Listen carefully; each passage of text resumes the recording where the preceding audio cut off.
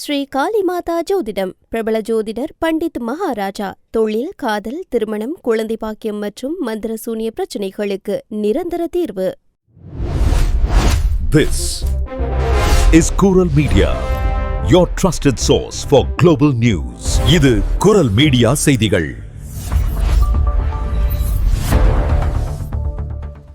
இது குரல் மீடியாவின் இன்றைய பிரதான செய்திகள். செய்திகளை வாசிக்கும் நான் கோகுலநாதன் தமிழினி. முதலில் தலைப்புச் செய்திகள். பிரான்ஸ் ஓய்வூதியதாரர்களுக்கு எச்சரிக்கை. பிரான்சில் ஓய்வூதிய அமைப்பின் பெயரில் அரங்கேறும் இணைய மோசடிகள். பிரான்சில் 11 வயது சிறுமி லிஹன்னா படுகொலை. நீதித்துறையின் அலட்சியத்தை கண்டித்து இன்று மாபெரும் போராட்டம். செப்டம்பர் முதல் பாரிஸ் நகர பள்ளிகளில் மாணவர்களுக்கு இலவச உணவு. புதிய மேயரின் புதிய அறிவிப்பு. சக காவலரை குரங்கு என அழைத்த அவலம். பிரான்ஸ் காவல்துறையில் இனவெறி சர்ச்சை. பிரான்சில் மருத்துவ செலவு மற்றும் காப்பீட்டு தொகையை உடனுக்குடன் SMS மூலம் அறிவிக்க பொது கணக்குகள் அமைச்சரின் புதிய திட்டம். முன்னாள் துணைவி படுகொலை சம்பவம். காவல்துறையை தொடர்பு கொண்டு சரணடைந்த நபர் பாரிஸில் கைது. பிரான்சில் சேதமடைந்த, கிழிந்த மற்றும் கரைப்பட்ட யூரோ பணத்தாள்களை இலவசமாக மாற்றிக்கொள்ள வசதி. மத்திய வங்கியின் அதிகாரப்பூர்வ அறிவிப்பு. தொடர்பான விரிவான செய்திகள். பிரான்சின் தனியார் துறை ஊழியர்களுக்கான துணை ஓய்வூதிய அமைப்பான அகிர்க் அர்கோ கடந்த ஜூன் 1 தனது பயனாளிகளுக்காக ஒரு புதிய எச்சரிக்கையை விடுத்துள்ளது. கடந்த சில வாரங்களாக சமூக வலைதளங்களில் தவறான விளம்பரங்கள் பரவி வருவதுடன் வழக்கமாக நடைபெறும் குறுஞ்செய்தி, தொலைபேசி அழைப்புகள் மற்றும் மின்னஞ்சல்கள் வாயிலாகவும் இந்த ஓய்வூதிய அமைப்பின் பெயரை பயன்படுத்தி பல்வேறு மோசடிகள் அரங்கேறி வருகின்றன. இந்த மோசடி நபர்கள் அகிர்க் அர்கோ மற்றும் உங்களின் அன்றாட வாழ்வோடு தொடர்புடைய பிற முக்கிய நிறுவனங்களின் பெயர்களையும் சின்னங்களையும் போலியாக பயன்படுத்துகின்றனர். போலி இணைப்புகளை கிளிக் செய்ய வைப்பதன் மூலமாகவோ அல்லது செய்திகள் வழியே தகவல்களை கேட்பதன் மூலமாகவோ உங்களின் தனிப்பட்ட தரவுகளை திருடுவதே இந்த மோசடிக்காரர்களின் முக்கிய நோக்கமாகும். அகிர்க் அர்கோ ஒருபோதும் மருத்துவ காப்பீடு, துணை சுகாதார திட்டங்கள் அல்லது வேறு ஏதேனும் வணிக ரீதியான சலுகைகளை வழங்காது என்பதை பயனாளிகள் நினைவில் கொள்ள வேண்டும். இத்தகைய கோரிக்கைகளுடன் வரும் அனைத்து தொடர்புகளும் முற்றிலும் மோசடியானவை என அந்த அமைப்பு திட்டவட்டமாக தெளிவுபடுத்தியுள்ளது. இந்த மோசடிகளில் சிக்காமல் இருக்க உங்கள் பயனாளர் ஐடி அல்லது கடவுச்சொல்லை ஒருபோதும் யாருடனும் பகிர வேண்டாம். உங்கள் கடவுச்சொல்லை தொடர்ந்து மாற்றுவதை வழக்கமாக கொள்ளுங்கள். இதனை இணையதளத்தில் உள்ள உங்கள் தனிப்பட்ட கணக்கின் மூலம் எளிதாக செய்யலாம். உங்களுக்கு வரும் செய்திகள் சந்தேகத்திற்குரிய வகையில் இருந்தால் அதற்கு பதிலளிக்க வேண்டாம். அதில் உள்ள இணைப்புகளையும் கிளிக் செய்ய வேண்டாம். சந்தேகம் ஏற்பட்டால் சைபர் மால்வைலன்ஸ் இணையதளத்தை பார்வையிட்டோ அல்லது நேரடியாக அகிர்க் அர்கோ அமைப்பை தொடர்பு கொண்டோ தெளிவுபடுத்திக் கொள்ளுங்கள். ஒருவேளை நீங்கள் மோசடியால் பாதிக்கப்பட்டு உங்கள் அடையாளம் திருடப்பட்டால் உடனடியாக உங்கள் கணக்கு கடவுச்சொல்லை மாற்றுவதுடன் எந்தவித தாமதமுமின்றி உங்கள் வங்கியையும் தொடர்பு கொண்டு தகவல் தெரிவிக்க வேண்டும். மோசடி தொடர்பான அனைத்து குறுஞ்செய்திகள் மற்றும் மின்னஞ்சல் ஆதாரங்களையும் பத்திரமாக வைத்துக் கொண்டு காவல்துறையில் முறையாக புகார் அளிக்குமாறு அறிவுறுத்தப்பட்டுள்ளது. பிரான்ஸ் முழுவதும் பேசுபொருளாகியுள்ள 11 வயது சிறுமி லிஹன்னா படுகொலை சம்பவம் தொடர்பாக நீதி அமைச்சர் ஜெரால்டு டார்மனான் இன்று திங்கட்கிழமை காலை அனைத்து தலைமை அரசு வழக்கறிஞர்களுடனும் அவசர ஆலோசனைக் கூட்டத்தை நடத்தியுள்ளார். இன்று காலை 8:30 மணியளவில் 36 மேல்முறையீட்டு நீதிமன்றங்களின் தலைமை அரசு வழக்கறிஞர்களை சந்தித்த அவர், வரும் ஜூலை 14 குழந்தைகள் தொடர்பான சுமார் 70,000 புகார் கோப்புகளை முழுமையாக மறுபரிசீலனை செய்ய வேண்டும் என அதிரடியாக உத்தரவிட்டுள்ளார். இந்த பணிகளை முடிக்கும் வரை எந்தவொரு உயர்நீதித்துறை அதிகாரியும் விடுமுறையில் செல்லக்கூடாது எனவும் அவர் எச்சரித்துள்ளார். இந்த விவகாரத்தில் பிரெஞ்சு அரசின் மெத்தனம் குறித்து அரசியல் தலைவர்கள் விமர்சனங்களை முன்வைத்து வருகின்றனர். ஆனால் மக்கள் மற்றும் அரசியல்வாதிகளின் தொடர் விமர்சனங்களை நீதித்துறை அதிகாரிகள் திட்டவட்டமாக மறுத்துள்ளனர். இதுபோன்ற துயரங்களை தடுக்கவே நாங்கள் தினமும் பணியாற்றுகிறோம். மக்கள் நீதிபதிகள் மீது காட்டும் கோபத்தை ஏற்க முடியாது என தேசிய வழக்கறிஞர் மாநாட்டின் தலைவர் ஃபிரெடரிக் ஷெவலியர் தெரிவித்துள்ளார். பழைய வழக்குகளை முன்னுரிமை கொடுத்து விசாரித்தால் மற்ற வழக்குகளை ஒத்திவைக்க வேண்டிய கட்டாயம் ஏற்படும் என நடைமுறை சிக்கலையும் அதிகாரிகள் சுட்டிக்காட்டியுள்ளனர்.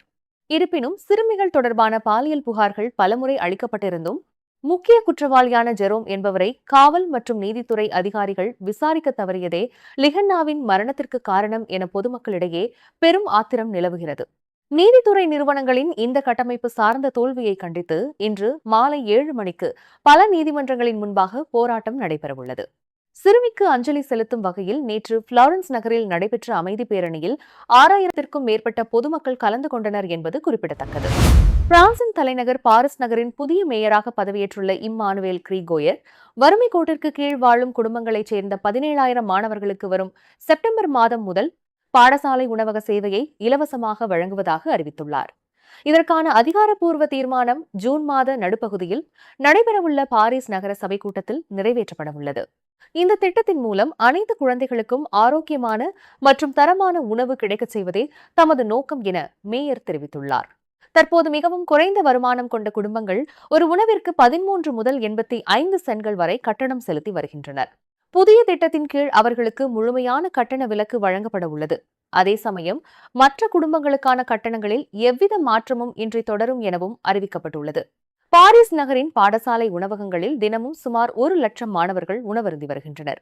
இந்த மாபெரும் திட்டத்திற்காக நகராட்சி ஆண்டுக்கு சுமார் 1.2 மில்லியன் யூரோக்கள் செலவிடவுள்ளதாக தெரிவிக்கப்பட்டுள்ளது. மேலும் 2027ஆம் ஆண்டுக்குள் பாடசாலை உணவகங்களில் வழங்கப்படும் அனைத்து உணவுகளும் பிரான்சின் உள்ளூர் உற்பத்தி மற்றும் சுற்றுச்சூழலுக்கு உகந்த உணவுப் பொருட்களால் தயாரிக்கப்படும் இலக்குடன் நடவடிக்கைகள் தீவிரமாக முன்னெடுக்கப்பட்டு வருகின்றன. பிரான்சின் யுவலின்ஸ் மாகாணத்தைச் சேர்ந்த காவல் அதிகாரி ஒருவர் தனது சக காவலர்கள் இருவரால் தொடர்ந்து குரங்கு என இனவெறியுடன் அழைக்கப்பட்டதாக தனது உயர் அதிகாரிகளிடம் புகார் அளித்திருந்தார். இதனைத் தொடர்ந்து இந்த விவகாரம் குறித்து பிரான்சின் வெர்சாய் அரசு தரப்பு வழக்கறிஞர் அலுவலகம் அதிகாரப்பூர்வ விசாரணையை தொடங்கியுள்ளது.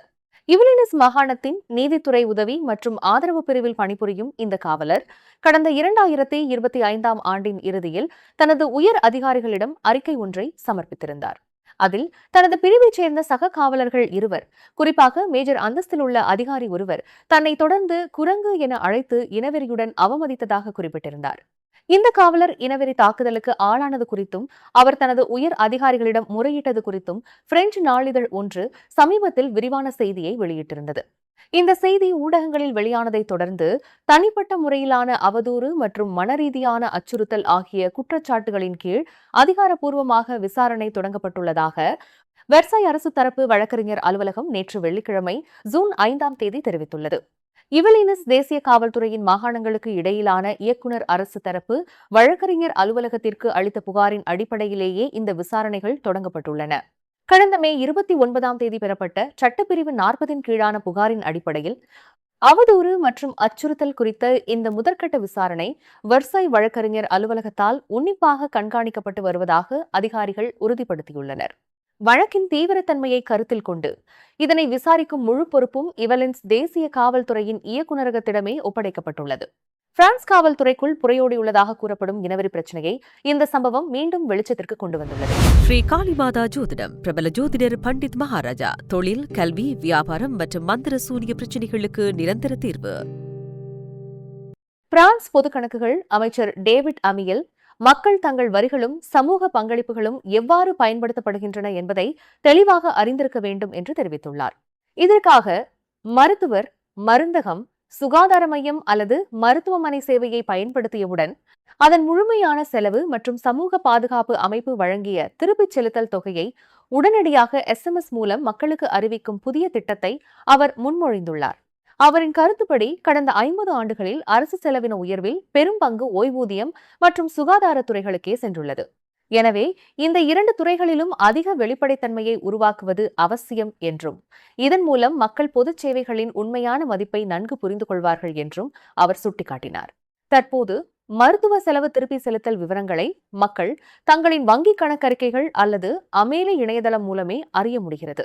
புதிய SMS முறை இந்த தகவல்களை மேலும் எளிமையாகவும் நேரடியாகவும் பொதுமக்களுக்கு வழங்கும். இந்த திட்டத்தை வெற்றிகரமாக செயல்படுத்த சுகாதாரத்துறை மற்றும் தேசிய சுகாதார காப்பீட்டு அமைப்புடன் அரசு இணைந்து தீவிரமாக பணியாற்றி வருகிறது.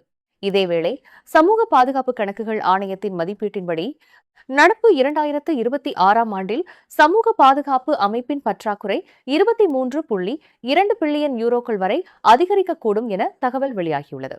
இது முன்பு கணிக்கப்பட்ட தொகையை விட 3.8 பில்லியன் யூரோக்கள் அதிகமாகும். இந்த மோசமான நிதிநிலையை கருத்தில் கொண்டே மருத்துவ செலவுகள் குறித்த விழிப்புணர்வை மக்களிடம் உடனடியாக உருவாக்குவது மிகவும் அவசியம் என பிரெஞ்சு அரசாங்கம் கருதுகிறது. பிரான்சின் லாவல் நகரில் தனது முன்னாள் துணைவியை கொலை செய்துவிட்டு பாரிஸ் நோக்கி ரயிலில் தப்பிச் சென்ற 32 வயது நபர் அவராகவே காவல்துறைக்கு தொடர்பு கொண்டு குற்றத்தை ஒப்புக்கொண்டதை அடுத்து பாரிஸ் மாண்ட்பார்னஸ் ரயில் நிலையத்தில் அதிரடியாக கைது செய்யப்பட்டார். பாரிஸ் பிராந்தியத்தைச் சேர்ந்த அந்த நபர் அவசர காவல் உதவி எண்ணான 17க்கு தொடர்பு கொண்டு மயன் மாகாணம் லாவல் நகரில் உள்ள தனது முன்னாள் துணைவியின் வீட்டில் வைத்து அவரை கொன்றுவிட்டதாகவும் தற்போதுதான் மாண்ட்பார்னஸ் நிலையத்திற்கு வரும் ரயிலில் பயணித்துக் கொண்டிருப்பதாகவும் தெரிவித்துள்ளார். இந்த தகவலின் அடிப்படையில் உஷார்படுத்தப்பட்ட பாரிஸ் ரயில் காவல் படையினர் மற்றும் குற்ற தடுப்பு பிரிவினர் அவர் வந்திறங்கியதும் உடனடியாக அவரை சுற்றி வளைத்து கைது செய்தனர். முன்னதாக லாவல் நகரின் செயின்ட் நிக்கோலஸ் பகுதியில் உள்ள அடுக்குமாடி குடியிருப்பில் 39 வயதான அந்த பெண்ணின் சடலம் கண்டெடுக்கப்பட்டது. உயிரிழந்த பெண்ணும் கைது செய்யப்பட்ட நபரும் கடந்த சில மாதங்களாக பிரிந்து வாழ்ந்து வந்துள்ளனர். இவர்களுக்கு 5, 9 மற்றும் 11 வயதுகளில் 3 குழந்தைகள் உள்ளனர் என லாவல் நகர அரசு தரப்பு வழக்கறிஞர் தெரிவித்துள்ளார். சடலம் கண்டெடுக்கப்பட்ட உடனேயே துணிவரால் செய்யப்பட்ட கொலை என்ற பிரிவின் கீழ் விசாரணை முடுக்கிவிடப்பட்டுள்ளது. கைது செய்யப்பட்ட 32 வயது நபர் பாரிஸின் 14வது வட்டார காவல் நிலையத்திற்கு அழைத்துச் செல்லப்பட்டு தீவிர விசாரணையில் வைக்கப்பட்டுள்ளார். ஓட்டுநர் உரிமமின்றி வாகனம் ஓட்டியது மற்றும் திருட்டு ஆகிய குற்றங்களுக்காக ஏற்கனவே இவர் தண்டிக்கப்பட்டுள்ளார். இருப்பினும் இவர்களுக்கு இடையே குடும்ப வன்முறை தொடர்பான முன் புகார்கள் ஏதுமில்லை என தெரிவிக்கப்பட்டுள்ளது. கொலைக்கான காரணம் குறித்தும் பாதிக்கப்பட்ட பெண் எப்படி கொல்லப்பட்டார் என்பதை அறியவும் விரிவான தடயவியல் மற்றும் மருத்துவ பரிசோதனைகள் மேற்கொள்ளப்பட உள்ளன.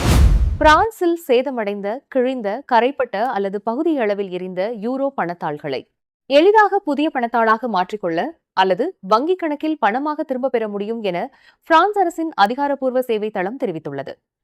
இந்த சேவை பொதுமக்களுக்கு முற்றிலும் இலவசமாக வழங்கப்படுகிறது. மேலும் இவ்வாறு பணத்தை மாற்றிக்கொள்ள அல்லது திரும்ப பெற தொகை வரம்பு எதுவும் கிடையாது. வங்கி அதிகாரிகளின் ஆய்வுக்கு பின்னர் அசல் பணத்தில் 50%த்திற்கும் அதிகமான பகுதி மீதமிருந்தால் அது செல்லுபடியாகும் பணமாக கருதப்பட்டு புதிய பணம் அல்லது கணக்கில் வரவு வழங்கப்படும். குறித்த பணத்தாள்கள் சிறிய அளவில் சேதமடைந்திருந்தால் வங்கியின் பணம், வைப்பு மற்றும் பணம் எடுக்கும் வசதி கொண்ட இயந்திரங்களில் வைப்பு செய்து உடனடியாக கணக்கில் வரவு பெறலாம். ஆனால் பணம் மிகவும் சேதமடைந்திருந்தால் அவற்றை நேரடியாக பிரான்ஸ் மத்திய வங்கியான பேங்க் டி பிரான்ஸ் அலுவலகத்தில் மட்டுமே சமர்ப்பிக்க வேண்டும். தபால் மூலம் அனுப்புவது தற்போது அனுமதிக்கப்படவில்லை. அதேபோல கடந்த மார்ச் 21 முதல் லா போஸ்ட் நிறுவனத்தின் மூலம் இந்த சேவை வழங்கப்படுவதில்லை எனவும் அறிவிக்கப்பட்டுள்ளது. இந்த பணம் மாற்றும் சேவைக்கு விண்ணப்பிப்பவர்கள் செல்லுபடியாகும் அடையாள அட்டை, வங்கிக் கணக்கு விவரங்கள் மற்றும் தேவையான சந்தர்ப்பங்களில் பணத்தின் மூலத்தை நிரூபிக்கும் ஆதார ஆவணங்களையும் கட்டாயமாக சமர்ப்பிக்க வேண்டியிருக்கும். இது குறித்த மேலதிக தகவல்களுக்கு பாங்க் டி பிரான்ஸ் உதவி எண்ணான 3414 என்ற எண்ணை தொடர்பு கொள்ளலாம் என தெரிவிக்கப்பட்டுள்ளது. நீங்கள் இதுவரை கேட்டது குரல் மீடியாவின் பிரதான செய்திகள்.